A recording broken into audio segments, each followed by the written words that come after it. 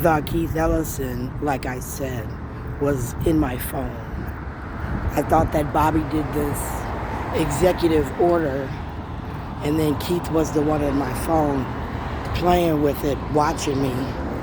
And then I thought that they thought that I would just go sow my royal woman oats and maybe get back with my ex. Sometimes, I think, well, that's not a possibility. He could have been madly in love with some bitch and moved on from me. But for me, I have to give myself the benefit of the doubt when I think, which means I have to think in forms of two ways. And for me, as Keith got what I consider to be this control of his area, that meant that those 20,000 votes, including those felons that he now tried to get on his newly created roster, showing power and force, how not only did he influence them to vote, but he influenced them to vote for him, and then those votes are legal. I thought Keith was now trying to flex and show that he understood the law, and that's okay.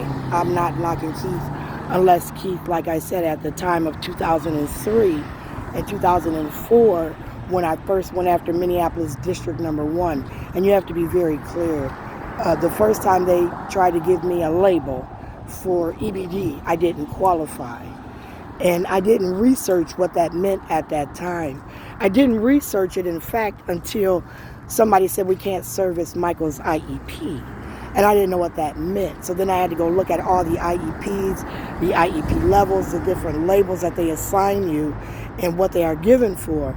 So in theory, when they were created, these special education programs, they were created so far back, it was back for me, theoretically speaking, when niggas didn't want to learn, right? You were either stupid, dumb, as they called it, you had mental psychosis, or you just didn't want to learn. So then they locked your ass up. So when I got to talking about the IEP and the EBD label and the other health disability, you had to think in terms of differences. Not so much I'm a doctor and I know, but what was the differences in the doctor's statements who did the DSM back then, and then the doctor's statements who's doing the DSM now, and what the qualifications were. Because I came across a doctor by the name of Chadwick. And me, Dr. Chadwick, met when the school said Michael needed to be tested for something. So Dr. Chadwick had me in his office. He said, I'm going to send you to see Dustin Warner. So then Dustin Warner tested Michael. And as Dustin Warner tested Michael, he said I couldn't go into the test. Although he said Michael now showed signs of attention deficit hyperactivity disorder. And me and Michael discussed some of the tests. One of the tests was Michael said he had to sit in a chair with a red beam pointed on his forehead as Dustin Warner went through these education things. And at the time, me and Dustin fell out. I told him I wasn't appreciative of those tests. I didn't know what my fourth grader, third grader was talking about, but I didn't appreciate him being in a room, sitting in a chair with a red beam on his forehead, because I didn't think I could concentrate as an adult. And I told Dustin that wouldn't be enough for me to medicate Michael. That some of the things they talked about, the fidgeting, tapping of the foot, looking away at specific times, some of those things fit under the attention deficit. It was theorized that children have an attention span, and as we get older, our attention span is supposed to grow with us so we can do projects for a longer time. But you could learn simply by giving somebody the directions, and then the complexity of the directions compared to the simplistic book that they give you, what we do and don't do when it comes to following each step in the book. Because a doctor framed it like that could be a form of attention deficit, right? Because you have to go through these steps one by one, and a lot of times people don't want to do the steps. They just think they know it all, right? So they skip that, and it's a hyper thing to just get it done, right? So then therefore they now have shown attention deficit hyperactivity disorder just on a basic level to me. That's a small test for me that I usually would do, right? And then I tried it. Why? Because a lot of times men knew everything. And what I consider to be hands-on men who grew up into industry, where their family was carpenters or construction men. They didn't even have to go to school to learn that stuff. They could just go to work and do certain aspects of it. But maybe the designing of the blueprint with all those blue lines and do the mathematical aspects of it and all that bullshit, they might not be able to do. But they can go and put that concrete in the ground and put them slabs and shit up like they're supposed to. And because they've been taught, they know the steps, right? So in theory, I learned through what I consider to be education through Express Scripts. And then Keenan, who was diagnosed with static encephalopathy, again, you had to research what they told me. What they told me was that he had a spot in the right side of his brain, which was in the area of control. They said that he showed some signs of many things, right? And for me, I thought one of them was autism on the spectrum, because when you looked up some of the things that he displayed, he mimicked a child on the spectrum, right? So what they said was, well, Keenan's really too young. And because Keenan's too young and he's showing the signs of an average child, he's acting like a natural born average child. We don't really want to label him right now, Sharon. And we don't necessarily want to give him something really strong. That's what me and Dr. Dr. McClellan talked about. For Michael had Dustin Warner, and I moved on from Dustin Warner because that was a psychology-based test, right? My son was referred to Dustin for a test, whereas Keenan was said to have had a medical problem. So now we started doing testing on Keenan, which throw Michael in there too. Because now, does Michael have sleep apnea? No, but Shayla had sleep apnea. And what did that mean? Well, that meant that Shayla snorkeled and kind of choked.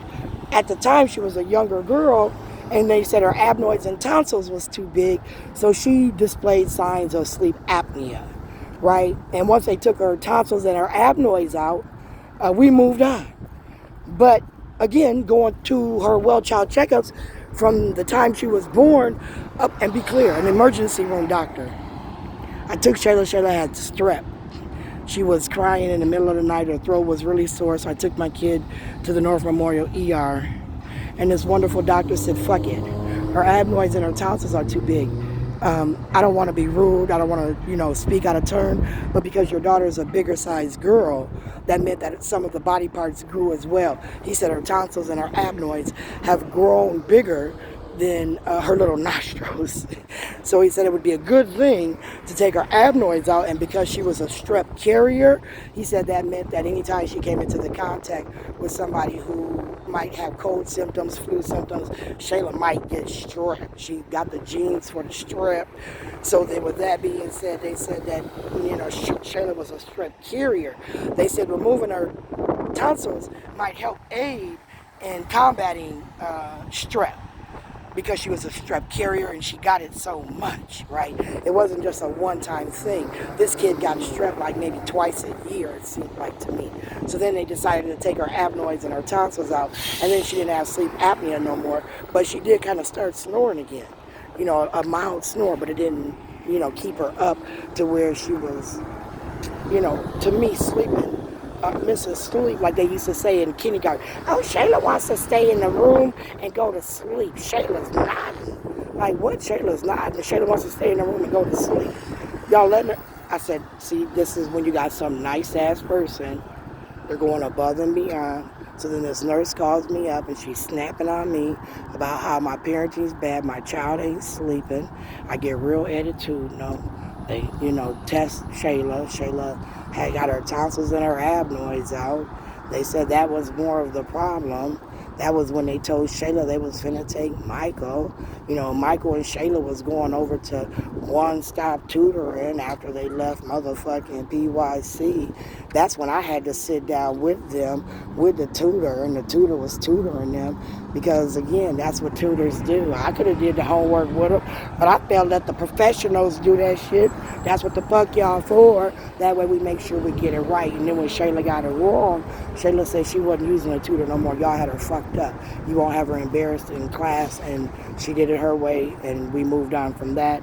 So I've had these bad experiences with the school system. What the fuck did I start talking about? I'm at McDonald's because I'm kind of hungry. I was supposed to get some cash off my cord, but I didn't get no cash off my cord. I'm on a budget, right? Even though I think I'm this rich bitch, and they stole my money, Keith, right? In case you're my budgeter today, Keith, you gonna drop some money on the ground? When I was, looking for an apartment and I'm paying these application fees, and then I'm being made to sleep in a car, and I thought the men were stalking me, and I started writing down license plates specific to this old white man. This one old white man used to stalk me, and he used to show up in the weirdest places at the weirdest times, right? Man, I couldn't place it, but I called the police on him. Not only did I call the police on him, I took a film of him. I wanted him arrested, right? They had this thing where the cops was dressing like tricks, and then they were arresting the Johns to combat, prostitution in the city of Minneapolis, right? To get it off the street. So then they used what I thought was paintball guns to get the people off the corner. Did y'all shoot people with paintball guns? Was that the right thing? Well, it was better than bullets. Yeah, it could have been, but was they, causing crime? Because I keep trying to compare. Did you get that one paper when I compared how I thought about me buying weed from the little young man on the corner? And then we didn't do no crime, although if you had a binocular and you zoomed in and you assumed some shit because you watched, a transaction or an action for a reaction, and you felt you had probable cause. That's not a crime. But the probable cause in pulling me over and searching me, opening all the car doors and opening the glove compartment, the trunk, all that shit's a motherfucking crime.